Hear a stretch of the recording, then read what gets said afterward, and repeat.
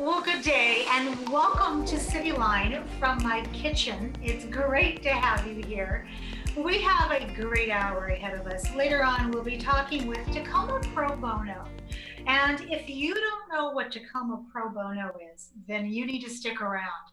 They have a lot of information about landlord-tenant and also about pro bono legal services that you may qualify for. May is Older Americans Month. I did not know that. But Nikisha Thornton is here to talk about the volunteer services for Lutheran Community Services Northwest, and there may be some services that you or some of the elder loved ones in your family could benefit from. Paint Tacoma Beautiful is here. Amy will be here talking about when it is safe to gather, how we will paint Tacoma beautiful. And if you are somebody that your home needs a quick gussing up, as my grandmother would say. And then with me right now is an amazing woman that I go way back with. Boy, I'm going to say this on the air because I can.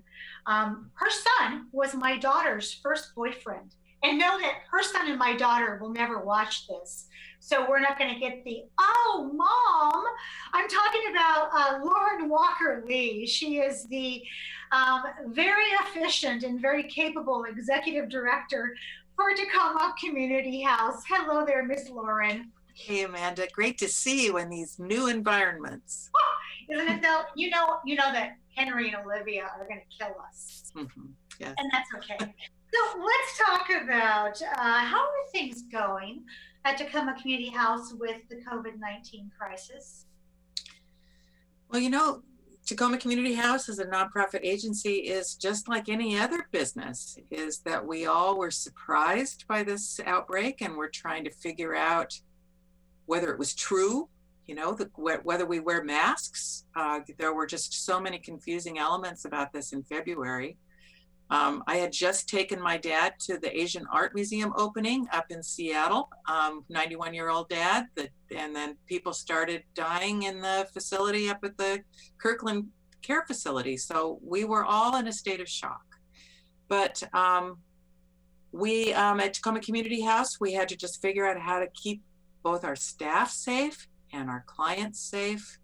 And I can say that the staff have just really managed things well. It's we are just figuring things out every day and getting better and better at it. One of my dear friends, Marilee's Hood Kwan, calls it the Corona coaster that we're on every single day as we have to expect the unexpected. I have been in your beautiful facility and I have experienced the warmth and the love of your team toward those clients. How are you still able to serve them? Well, that was, so all the staff had to go home and work from their offices at home. We all had to figure out how to do Zoom meetings just like this. We had to figure out how to print things out and use scanners, and most importantly was really figuring out how to help the clients. And clients, when you have low income clients who may not have phones or may not have computers at home, trying to figure out how to have confidential conversations or how to teach a class.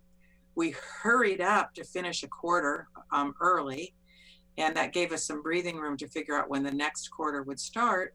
But the staff felt like things were impossible for helping clients in the beginning. And now we're able to help people in so many ways and are meeting hundreds of clients each day. So what kind of services are being provided, Lauren? Well, there's 4 core programs of Tacoma Community House. So we have immigration, we have client advocacy, we have employment, and then we have our education. So just so many with the immigration clients, helping them with their paperwork for their legal status. And just last week, a bunch of green cards came in that we were able to pass out to those clients, which just made us all celebrate. It's like, wow, we're doing this even though we're working from our home offices. The client advocacy program, which helps people, domestic violence, sexual assault, and human trafficking clients and other legal issues. We've been giving out gift cards to those folks, helping them pay their rent, emergency services. We're handing out those kinds of things on a daily basis. And employment is keeping communication with all those clients. And then the education, as I just mentioned, we started our online classes, which we thought was impossible just last week. Also, we started our citizenship classes. So that was equally exciting. That is amazing. As I said, I've been in one of your classrooms and seen the plethora of different languages that are native speaking languages, the bilingual, the trilingual, and I was amazed at the seamlessness in which your instructor navigated that. I can't even comprehend doing that during this time right now. So are you finding that there are new and different needs emerging during this time? And then how are you addressing those? Lots of emergency needs. And just in terms of the language issue, I mean, that is, we have our closed signs on our front doors are translated into 10 different languages. And so it's really kind of a beautiful thing when you look at the front door, because we're really making sure that many different language groups have that. But there's all sorts of emergency services. We got a call from Michelle Douglas at the Emergency Food Network, just asking for help with translating some of their information. And then we found out that they're primarily the Latinx population was having a hard time getting emergency food. So we started doing some emergency food delivery targeted at the Latinx population to just help those folks out, just as an extra step. But there's all sorts of things we're finding out from different groups where they're just not having the resources to get along, which don't necessarily fall right within those 4 service areas that we have. Well, as you've often said, it takes a village. So those wraparound services, they wrap around like a big virtual hug. Mm-hmm. Lauren, you in April, you had a fundraiser, and before we were taping this, I said to you, congratulations, first off. It was a very successful fundraiser, and I'm not going to give away what you raised, but it was successful in a couple of ways. It was the first virtual fundraiser I saw within our small circle of nonprofits. And I think it also raised the bar and the awareness that you can do a fundraiser virtually. And it also helped give our community a reason to come together and focus. So saying all that, how did it go? Well, it was amazing. And, you know, all of us nonprofit directors and programs have luncheons scheduled. So everyone had to cancel their luncheons or move them down to another time period. So what people don't know is the money that you raise from those fundraising events is already estimated in your budgets, in your operating budgets.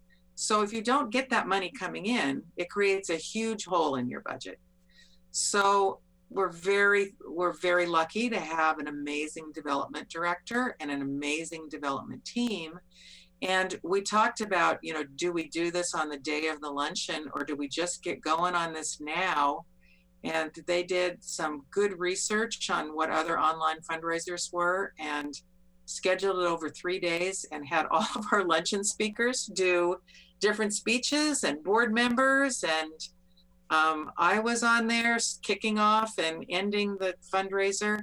And we had this hole in the budget that we had to plug, but we actually exceeded it, which just gave us a little bit of breathing room to help with COVID-19, making sure that we can keep our staff in terms of that budgetary thing, but just having some more money to pay for things like just figuring out buying masks and altering environments to make a safe place inside.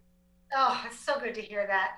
So my last question for you, my dear, when we think about other resources, because you were one of the fortunate ones that as you said, you were able to plug that hole.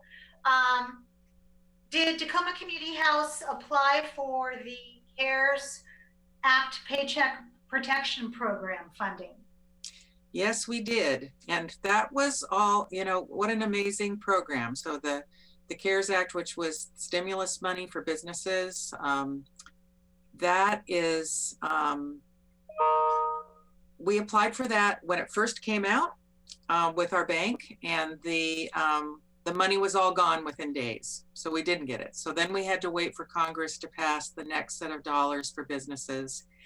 And we just found out, in fact, it was a crazy thing last Wednesday evening, I think, is when we found out that we did get the funding. So we're working on that funding now. And I can say, Amanda, all businesses are really struggling, and that just gives breathing room and time to think at this crisis time, because you're looking at your budget, trying to figure out what you're going to do, trying to figure out what you're doing with staffing and other costs. And we are very lucky and very grateful for that funding.